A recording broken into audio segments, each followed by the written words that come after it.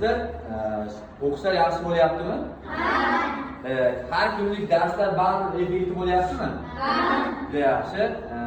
Biz Azod ustoz tomonidan bir yangi tendensiya o'ylab topilganda 2 daqiqa mobaynida kim eng ko'p so'z toparkan degan, o'sha holat uchun biz kuzatib turgandik, onaxon eng ko'p aytayotgandi va biz shunday narsalar uchun kimdakim agar shu onaxondan o'tadigan bo'lsa, unga $10,000 beraman degandim, eslayman bormi? Shu kecha kuzatib qoldik, ertalabdan Abdulaziz kelyapti, ustoz, men kecha yutdim degan. Juda xursand bo'lib ketdi bu narsani eshitib.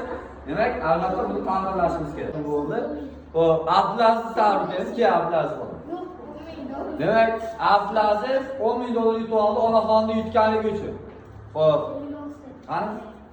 Hechga sababchi bo'lgan qizimiz bor. Hammadan ko'p topadigan, har doim aktiv bo'lib kelayotgan qizimiz.